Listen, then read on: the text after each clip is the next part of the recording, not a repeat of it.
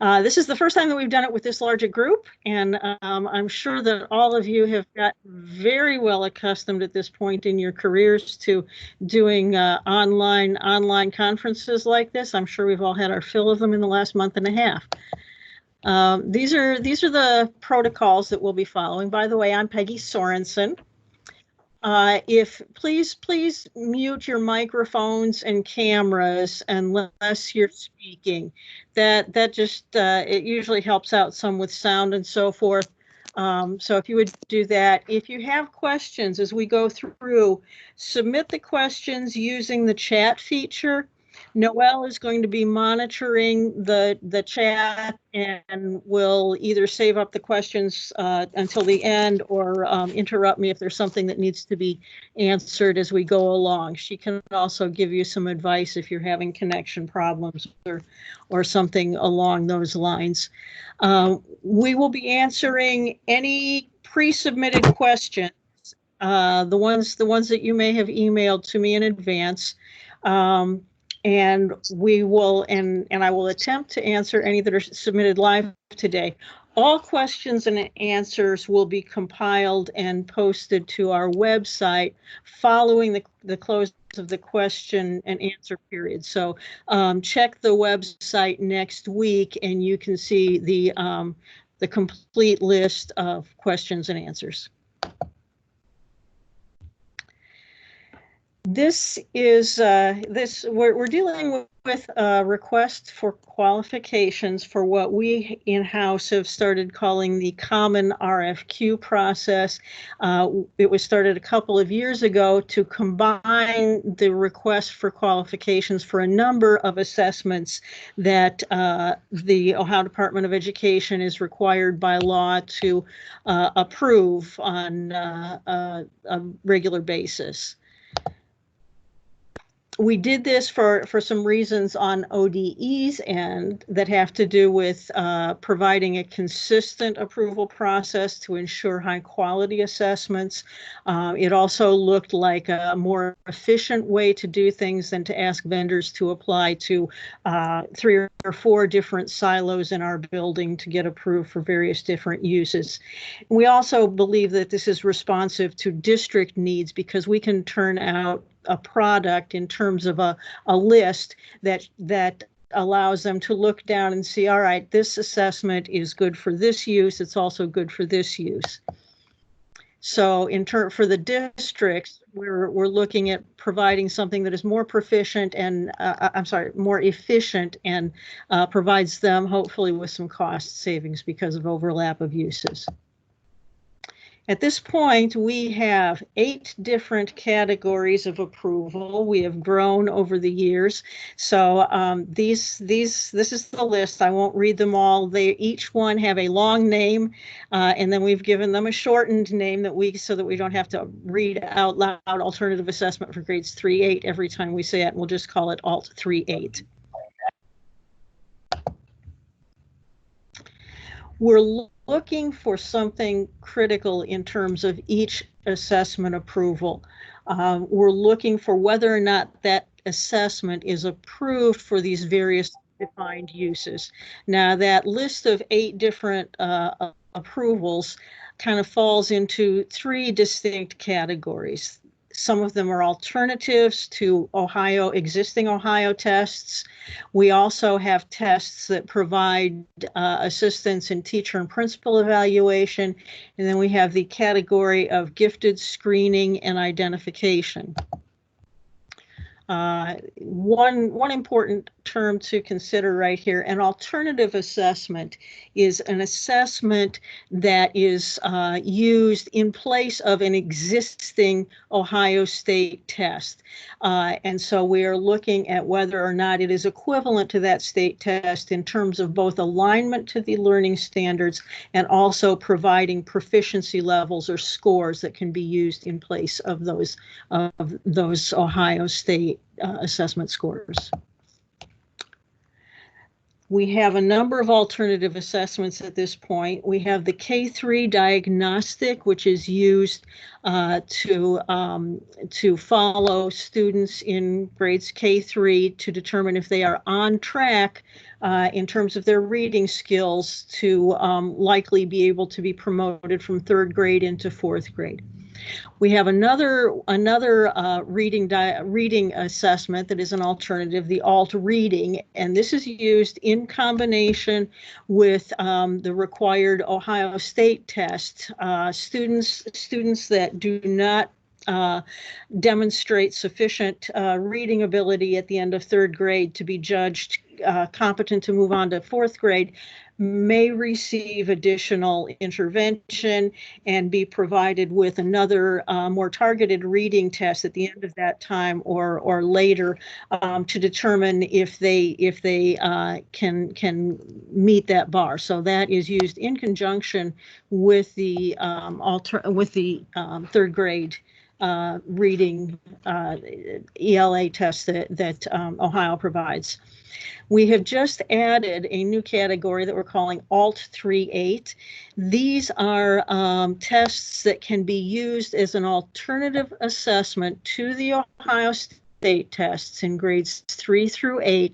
They can be used by our chartered non-public schools that receive public funds to educate students through one of our voucher programs. So they are tied in terms of utility to our Ohio State tests. And these are in grades 3 through 8 English language arts, 3 through 8 mathematics, or science in grades 5 through 8. We also have alternative high school assessments that are used to determine if students have met graduation requirements in ways other than those that they would meet in a public school, in a public high school using the Ohio State tests. We now have 3 categories of teacher evaluation tools. We've been working with growth measures for several years on looking at a comparison of what a student knew at the beginning of the year to what they knew at the end of the year, what they could be expected to learn, and is used to determine if used in evaluating teachers, and it's used as a benchmark of what students have learned during that time with that teacher.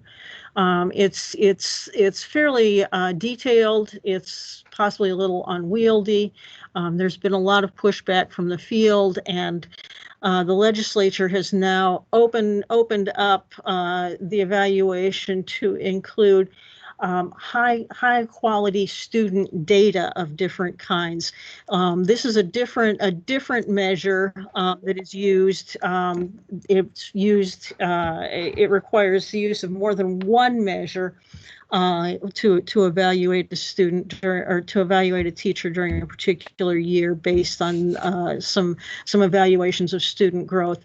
Now, one thing that we have done is we looked at the criteria that we're using for the high quality student data, and we looked at the criteria that we were using for growth measure, and we determined that the high quality the growth measure criteria met or exceeded everything that we were putting in place for the high quality student data.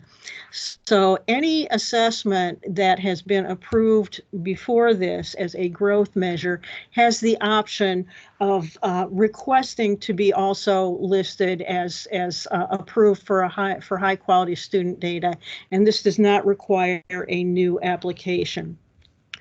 We also have the category of student survey. This is just as it sounds. It's a survey administered to students, and it's geared to teacher assessment, high quality teachers. So that's another category that we've had and will continue to have. Again, the growth measure is an important term. As I said, it's used for judging what a student learned during a year with a particular teacher. And as I said, this is even though it continues to be used by some schools, some districts during the upcoming year. It is being phased out. So that's something to be aware of. During the next year, schools will be using either growth measures or high quality student data, and we're moving forward to a point where it will all be high quality student data, but we're not there yet. Now, this other big category, gifted screening and identification. I'm going to go down through the layers of this. We have 4 different categories of giftedness. We have superior cognitive ability, superior academic ability, creative thinking ability, and visual and performing arts ability. And these require various instruments to determine if students fall into these categories. There are then 6 individual assessment types that are used in determining whether or not a student qualifies as a gifted student in one of those 4 categories. We have individual and group standardized intelligence tests. We have tests of specific academic ability. We have tests of creative ability, and then we have checklists for artistic and creative behaviors, as performing arts rubric. This is the point where I'm going to throw to, I don't know if Maria is going to be the one that is going to take this for me, but I'd like to have the people from our gifted staff explain what we're looking at in terms of identification versus pre-screening in our test. So Maria, are you there? Yes, Peggy. Good. I'm Go. here. So with our assessments for gifted, there are 2 categories. You have identification, so 2 categories of approval. So there's approval for identification and approval for pre-screening. Some assessments are approved or may be approved for identification. When an assessment is approved for identification, then a district can use that assessment to identify a student per state criteria for identification in those various categories that Peggy shared on the previous slide. Districts must use assessments approved for identification when they are conducting whole grade screenings, which they're required to do per Ohio Administrative Code, or if a parent or a teacher or someone like that refers a student for gifted identification. For pre-screening, some assessments might be approved for pre-screening, and it's important to know that a pre-screening instrument in and of itself cannot be used to meet identification in Ohio. Can't be used to meet whole grade screening requirements or referral opportunity requirements or things like that. But what a district can do with an instrument that is approved for pre-screening is use that to identify students who they might want to look more closely at for identification. Another thing to know is that all assessments that are approved for identification may be used for pre-screening purposes. Typically what a district does is they have a kind of a lower threshold below state criteria that they'll set on that instrument, and a student who scores within that district determined range will then be evaluated further on a different assessment for gifted identification. Typically instruments that are approved for pre-screening only end up being brief assessment batteries, or like a brief intelligence test, or maybe one individual component of a larger test or something like that. So pre-screening is, you can kind of think of it as an extra layer, an extra way to ensure that all students are being thoroughly looked at for identification. Okay. Yeah, one thing, vendors, don't worry about whether you're applying for pre-screening or identification. Apply for what you're applying for, and we'll make a determination about whether or not you fall into one bucket or the other bucket based on a number of factors.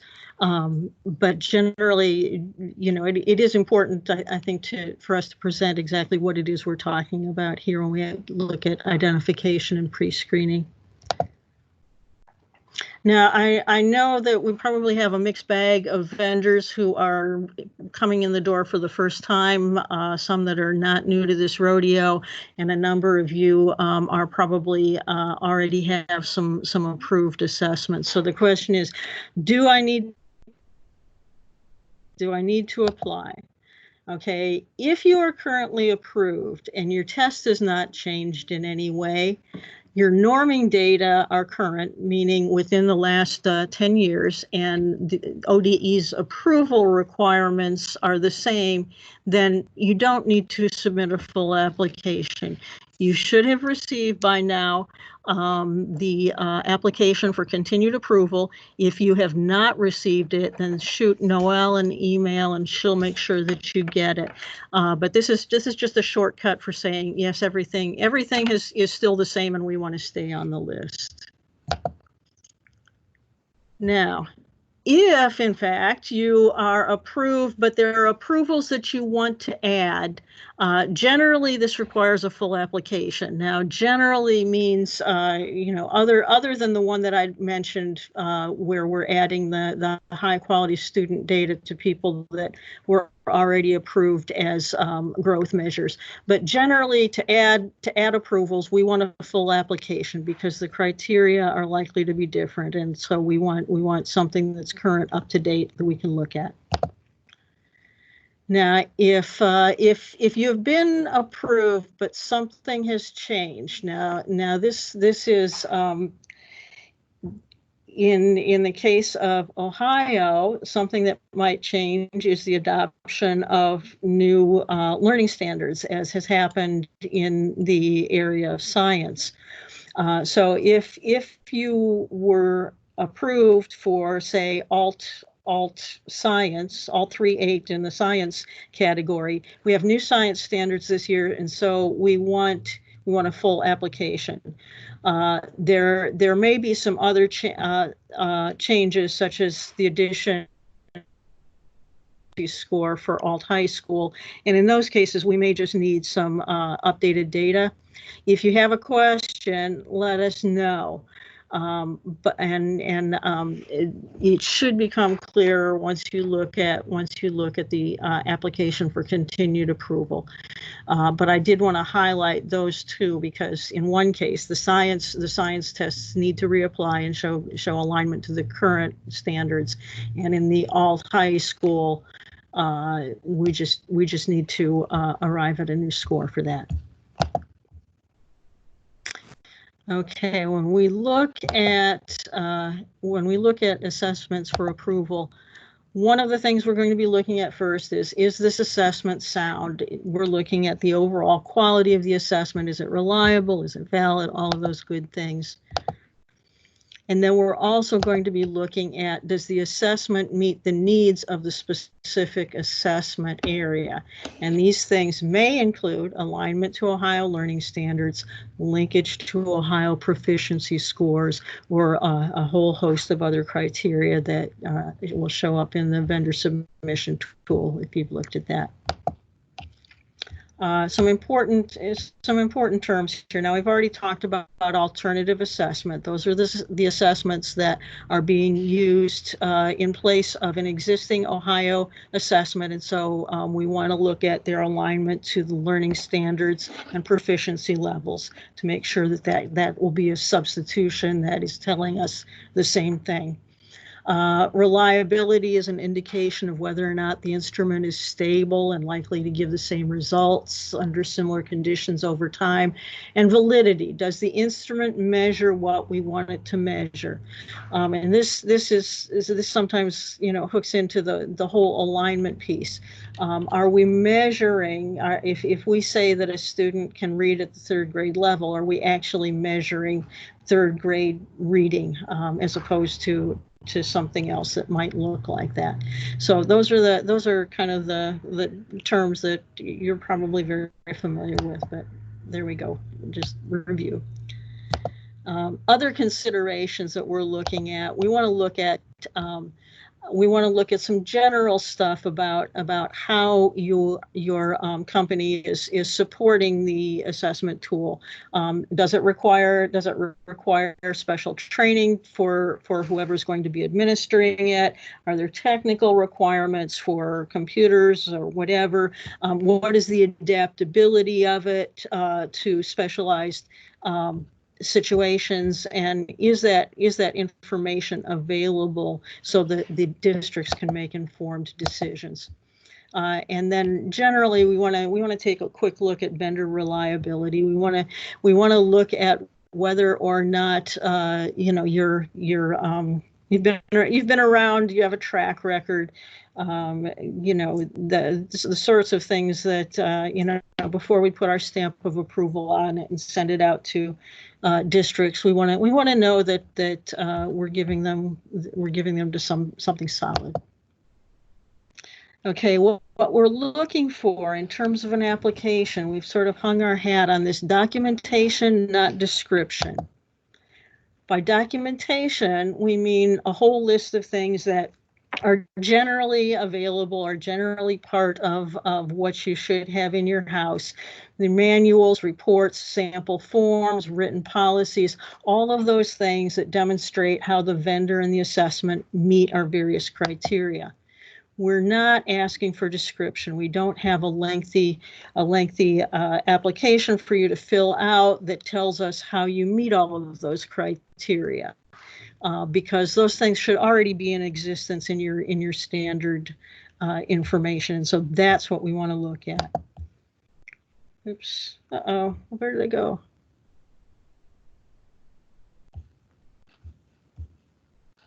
I'm not sure what y'all are seeing. Are y'all see? Okay, so we don't see your PowerPoint anymore, so try sharing your screen again. All right, let me do that. Also, I've been told that people outside of ODE cannot see the chat, so you can't ask questions. If you have a question, please email them to me. This is Noelle. It's Noelle, NOEL.Nethers, NETHERS, @education.ohio.gov, and I'll make sure that Peggy gets those at the end. All right, so here we are back on the screen. So yes to documentation, no to giving us a lot of additional description. Should make it easier for you guys. Typically required documentation includes all of the things. We've listed these out in the general submission requirements in the RFQ. And we've also provided in Appendix F, we have an applicant checklist. That's for your help, just to go back and make sure that you've included everything that you meant to include.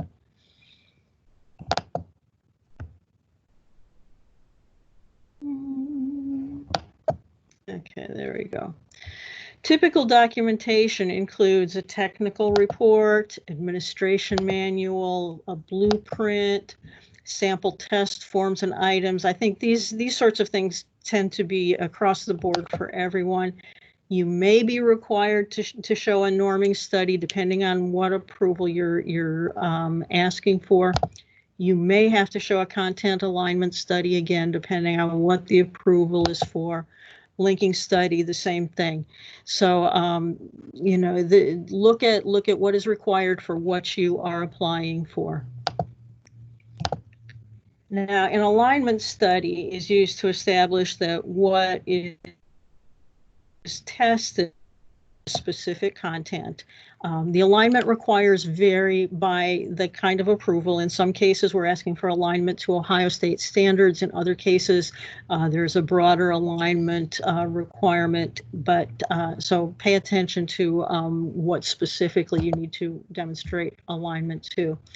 Third-party independent studies are preferred for alignment, but in any case, the methodology must meet industry standards, and you can check sections 1.6 and 3.2 of the RFQ and the criteria listed in the vendor submission tool for more detail, again, specific to what you're applying for. A linking study is used to demonstrate equivalence between the scoring levels on two different tests. And it's required for tests that are considered comparable to an existing Ohio State test. And again, independent third studies are preferred. In a few cases, they're absolutely required, and I think we have a question about that I'll get to in more detail a little bit later. But generally, at third grade level, we have a decision making. It's a high stakes decision making for a high stakes decision for students that is based on reading scores, and so anything that surrounds that particular grade level and reading, we've kind of upped the ante on what we're looking at and what is required. Okay, we want to see a submission. We want two things in your submission. We want one gigantic document that includes all of your documentation, throw it into a PDF, sequentially number it, beginning with 1 on the first page and going all the way through to the end without starting over again. There's a reason for this. The readers want to be able to find your documentation quickly. Now you'll be giving us information about where to find something, but sometimes the reader looks where you think the documentation is, and we go, oh no, that's not what we're looking for. And so sometimes a reader likes to use a keyword search to double check and see if it was actually someplace else in that gigantic packet. Also, you know, when you give us the page number of where something is found, we want to be able to plug that into the PDF and go directly to that page number without worrying about whether that's page number 12 in the tech manual or page number 12 in the administration manual or whatever. So that's why we require that. The other thing that you'll be submitting is along with that big PDF is the vendor submission tool. So two pieces, and I'll discuss a little bit later. We're still working out the details of how we're going to be receiving submissions, given that everybody is working from their homes these days, and we're working out a digital means of submission. What we will do is we will have to get back to you when we have something solid. We will post it to our web page.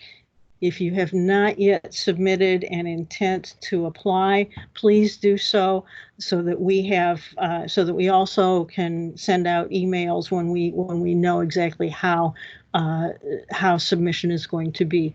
And that's why everything on this page is, we know it's not going to be this way. That's why it's all highlighted in yellow, but we just don't know for sure yet what it's going to look like. The other part of your application, that big Excel spreadsheet, it's called the vendor submission tool. Download it from our website, and this is what it looks like. You can put up to 4 approvals on a page, only 1 assessment. So if you have a bank of 3 assessments, give each assessment a separate vendor submission tool. But each of the uses that you're applying for, if you're applying for 3rd grade reading and Alt 3.8 and academic superiority and gifted, all for the same test, then you'll use basically what you're going to do is fill in everything that you see is green. Green is for you to fill in. Up at the top, we want the vendor name and the assessment name. This is one thing that I noticed gets overlooked, and it's real important, so please do that. Down the first column, you will see the specific requirements. The criteria are listed going down in that long column. And then where you see where right now where it's reading none going across, each of those has a drop down box. So you can click there and select from the various different uses going across. If you have, if for some reason you have figured out a way to make an assessment that can be used for more than 4 things that on our approval list, then just add an additional, send 2 submission tools along with your application. I don't think you can do it, but if if you figured it out, please feel free. Completing the tool now, after you have put in your uses, your approval areas, and if you slide over, you'll see that down below where you put those in, there we've got the approvals there. Now, if you look down below that, these boxes will fill in telling you whether or not each criteria are required for that use. So as we're looking, the one that we're looking at here, the section that I've pulled up there has to do with alignment, and you'll see that for those 3 uses, there are different alignment criteria for each approval category. The alt reading and alt 3.8 ELA have one set of criteria, and the test of specific academic ability require different not the same alignment criteria. Now, after you have gone and filled those in, you'll slide over to the right, and you'll see that there's another green area over there with 3 columns. The first column is for you to fill in the name and location of the documentation that shows that you meet that criteria. So if we're looking at something that asks you for, where's your demonstration of alignment? Where is your alignment study? If it happens to be in your technical report, then you put that in your technical report, and then give us the page number. It's in pages 345 to 347, and then an additional note. This isn't again, we're not looking for description here, but if there's something else, see also appended article in measurement journal, page 26. This gives you the opportunity to add on or add a little bit of explanation. The second one, you'll see we put in instead of a part of your package, it links to your website. Sometimes this is important in some of the things that have to do with giving information that you might provide to a district or whatever. It might be something that's very lengthy, like your sample tests and so forth. You might be better just giving a link to where that exists on your website, as long as the link is current. And then in place of page number, you might click on the validity tab and then scroll down to the heading for concurrent validity, something along those lines. But that's what we're looking for here. Again, don't cut and paste huge bunches of text in that additional notes. First of all, it won't go there. Second of all, if you try it, it'll get cut off and we won't read it. But that's not what we're looking for. We're looking for what exists in your basic documentation. So again, this is where do you look? Make sure that you respond to all the required criteria, and short notes if you need some additional information for us.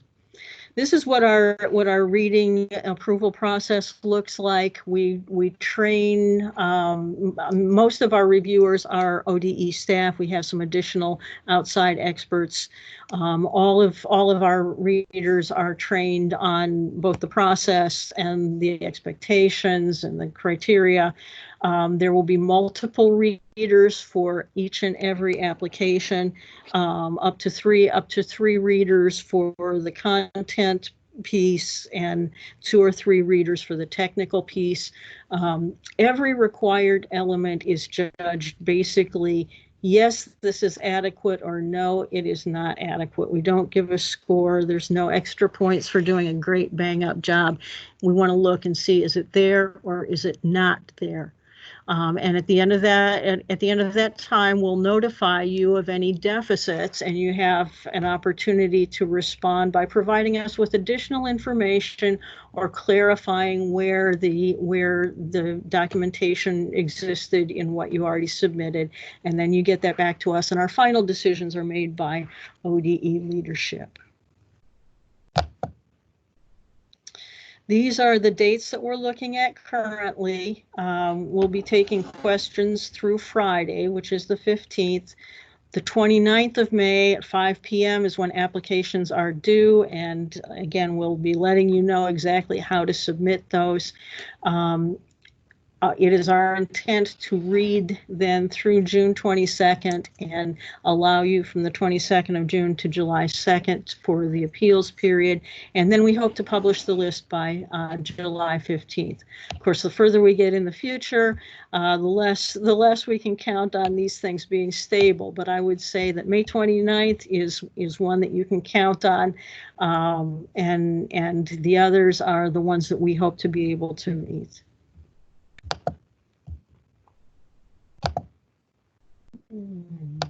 Okay, I'll start with the questions that we had already received, and go through them, and then Noelle can let me know of any others that came in.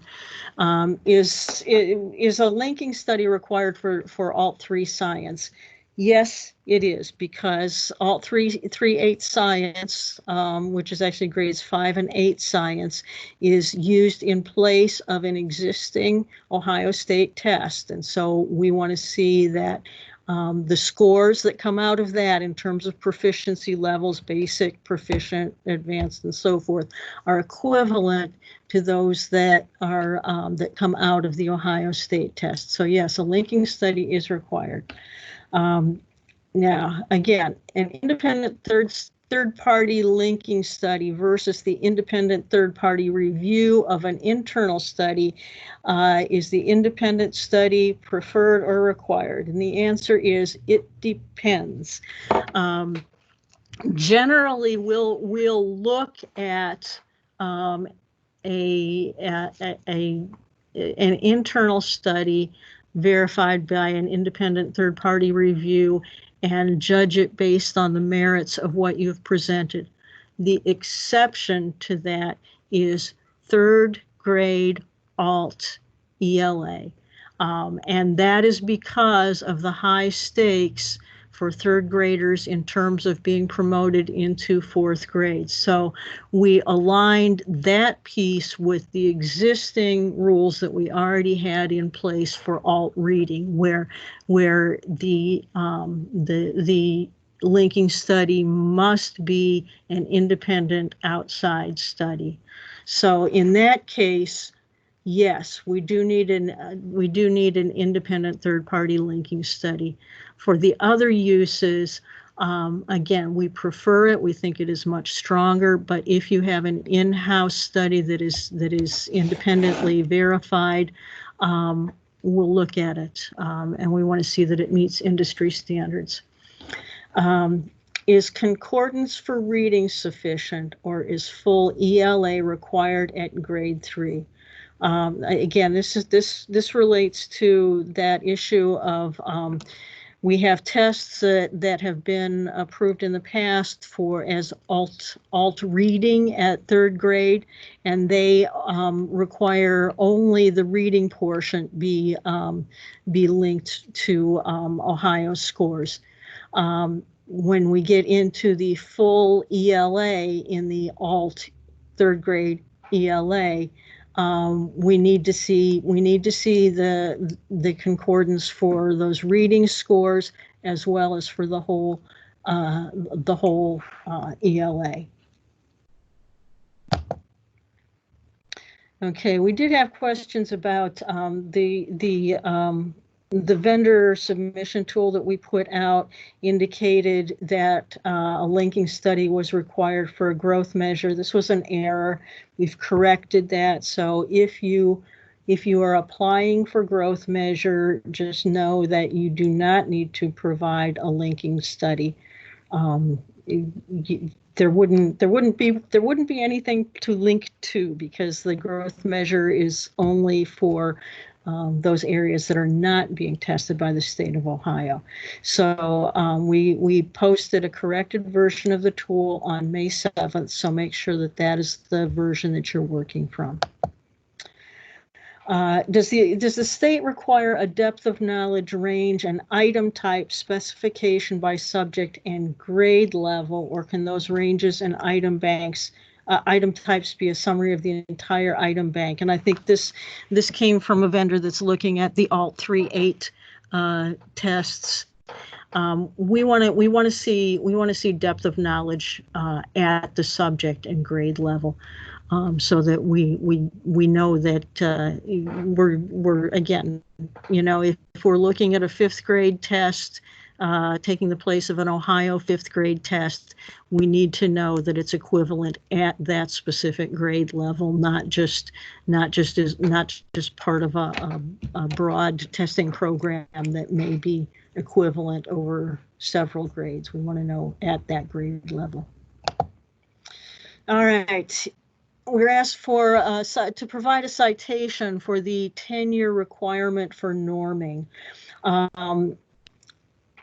In the law frequently, the law sometimes provides very specific guidance to what is required. Sometimes the law defers to the department to approve assessment based on our knowledge or recognized standards, and this is one of those cases. We are basing our judgment or our ability to make that judgment on this clause. It's wherever possible, the department shall approve assessment instruments that utilize nationally recognized standards for scoring or are nationally normed. So we're looking at standard practice based in the APA, and that's referenced in the RFQ and the glossary. We also had a question about the norming criteria for small populations. We specify a norming sample of more than 5,000 on average across grades and subjects, with no grade or subject fewer than 1,000. Now, we know that in some cases that is going to be, it's going to be inappropriate and difficult to pull off. For instance, some of the gifted assessments are created for nonverbal students. That's a very small population. So we have in there a number judged by the reviewers to be sufficient based on the size of the population to be tested. So there are exceptions. If you're looking at something for general population, then yes, those are the numbers to look at. If you're looking at a niche test for a niche population, then support why you think your sample size is appropriate, and we'll look at it. We got a lot of questions about continued approvals, and I believe most of the questions had to do with the fact that they had not received the continued approval yet. The applications for continued approval have been sent out now to all currently approved vendors. If you're a currently approved vendor and didn't receive one, please let Noelle know, and she can make sure that you get it. Read it carefully and follow the directions. Generally, the following situations do not require a full application. If there have been no changes to the assessment, no changes to the requirements on our side, and if your norming data, if required, is current. If your norming data has just sort of aged out, if it was current when you applied and now it's over the 10-year mark, you may submit updated norming data without a complete application. We had some questions about difficulties in using the appendix forms. The forms in the RFQ that are provided are fillable forms. The way to use them is to fill in just right there in the RFQ document, fill in the blanks, and then go to File and choose Print, and then select Microsoft Print to PDF, and you'll have an opportunity to select a page number, and that will save that page and save it to an appropriate place and name, such as your desktop. And that is the form that you can then use to send to us as appropriate or make part of your application. All right, Noelle, do we have any additional questions?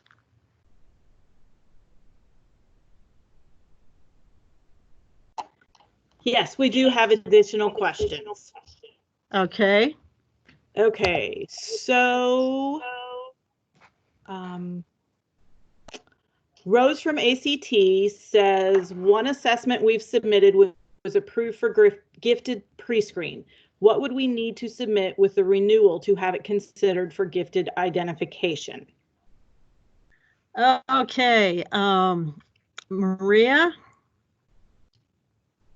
Mike, Jeff, anyone? Hi, this is Maria. Yeah.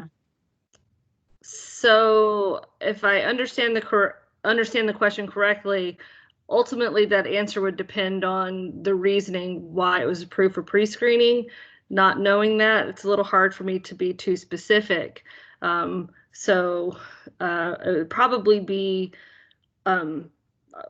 essentially a resubmission, correct, Peggy? I would think. I mean, yeah.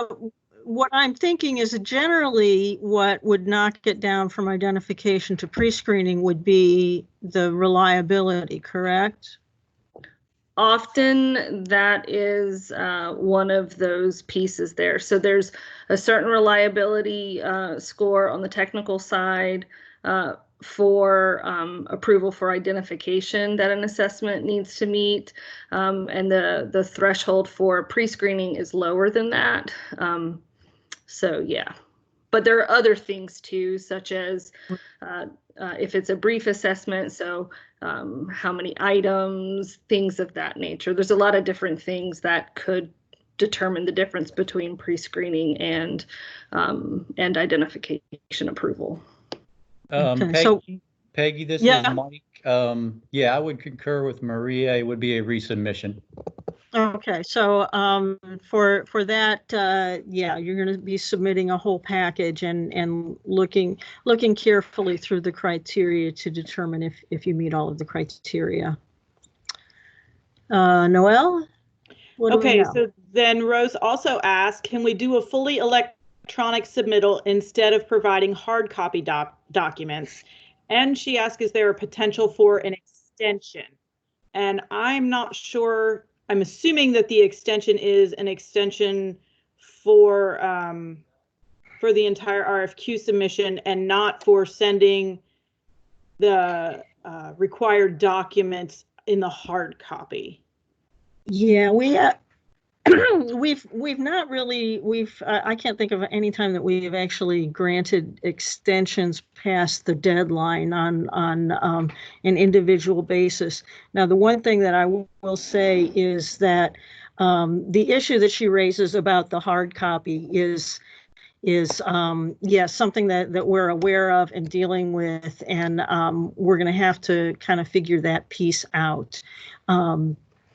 Because you know, I did get questions about that and was pointed out, you know, it's like we may not have access to the hard copies and the original signatures and all of those things.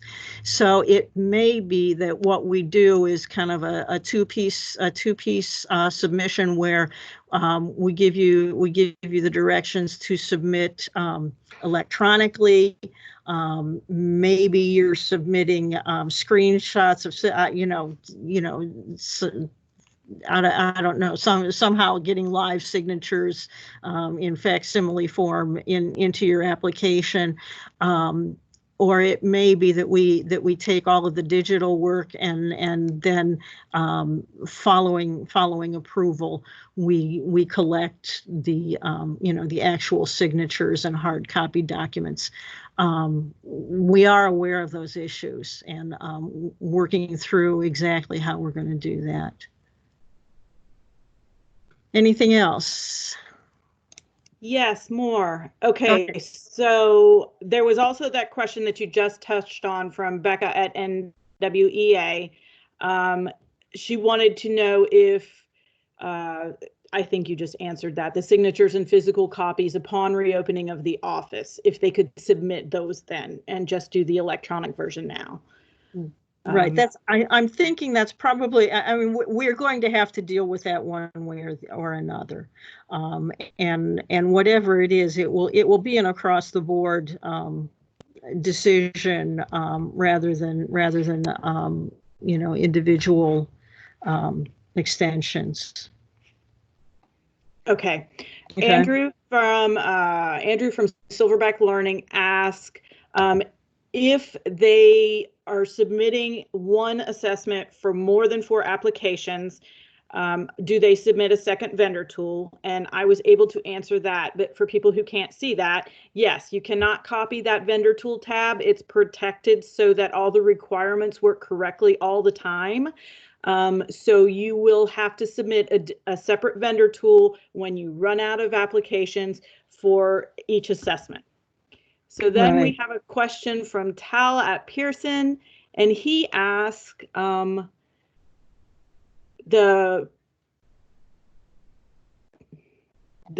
continuation application form asked that if the product is currently listed on Ohio's 2019-2020 list of approved assessment, it has undergone a full review via the common RFQ in the past 5 years and is therefore eligible to remain on the approved assessment list for 2021.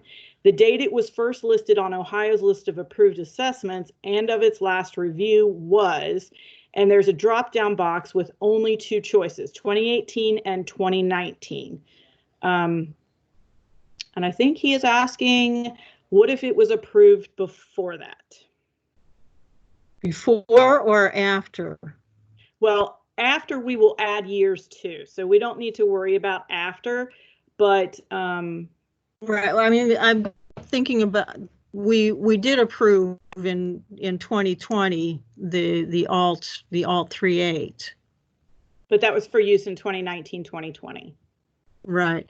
But if we're talking about assessments that were approved prior to 2018,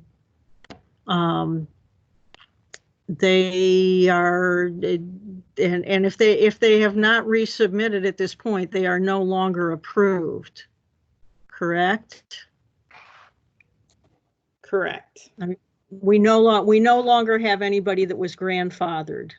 So, okay, I see in the chat, could the date it was first listed and the date it last reviewed be different dates?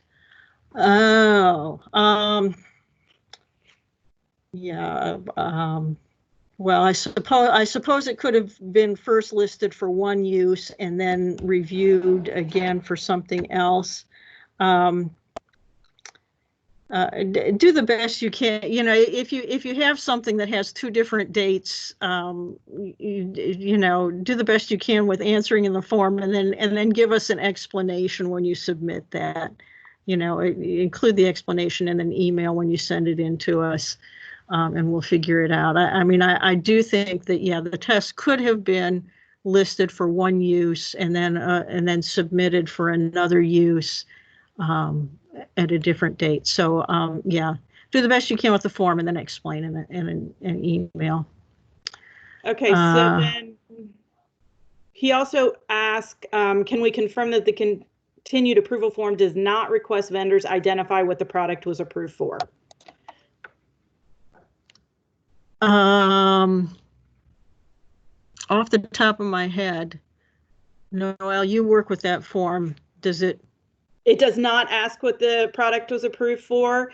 There should have been approvals in each of your emails that, because I sent each an email that had the assessment, because you should have gotten a different email for each assessment that was approved on the list. And then the approvals should have been listed in the emails. Basically, you don't have to tell us what you were approved for because we have the list, and so we know what you were approved already. If your question means something different than that, please let us know. All right. Okay, I see Scott is asking, with regard to Alt 3A, please clarify if an internal linking study that has been reviewed by an independent third party is sufficient for all subjects and grades except for grade 3 reading. I think this is yes, if yes, if the internal linking study with review meets muster, basically. If the tech people look at the internal linking study and the independent third party, and it is of sufficient quality and so forth. And I don't know, Max or Kurt, do you have anything to add to that?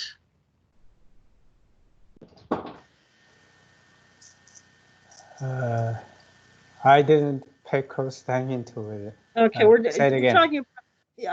We're talking about the adequacy of an internal linking study that's been reviewed by an independent third party. Now we know that for third grade reading, it has to be an independent third party that did the linking study. But for those other grades where we said, that's preferred, but we will look at the other and based on the quality of what is submitted, make a determination. That's right. Okay, thank you. Okay, Selena at Pearson. For tests that have already been approved for gifted ID, is there consideration to automatically have the gifted pre-screening box checked on the approval matrix? Maria, Mike? Yes. Okay. So this is Maria. When on the list of approved assessments, where it's marked what the assessment is approved for, when there is a demarcation in the pre-screening column, that means either that assessment is only approved for pre-screening, or it means that some portion of that assessment, maybe it's a survey battery, maybe it is a particular subtest, maybe it's at a particular grade level or grade band where that test is approved only for pre-screening. So any test that's approved for identification, like I said, districts can use that for pre-screening purposes as well, and that's what we communicate to them when we go out and talk with them about approvals for tests and approvals for assessments. However, when there's a column just for pre-screening only, that's what that notation means. That means that either that full assessment or some part of that assessment, a battery, a grade band, something like that, is only approved for pre-screening. Okay. I'm at the end of the questions I'm seeing in the chat. Noelle, have we covered everything? So Wendy from, let's see, where is Wendy from? Wendy is from Lexia, and she asked about the slide where you, that you went over about how to fill in those appendix forms. And I told her that I would send her the pictures and the step-by-step information. If anybody else is having trouble with that, filling in the appendix forms in the actual RFQ document to send those back to us, let me know, and I will send you the directions with the screenshots of where to click and how to get all that sent to us. Other than that, we're out of Okay. questions. Okay.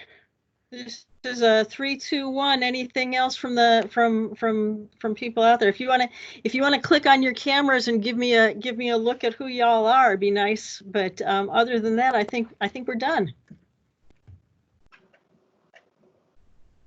Thanks for coming. Hi, Peggy. It's Thank you. Lorraine. Nice to see you. Yeah. Thank you. Welcome. So we're done here.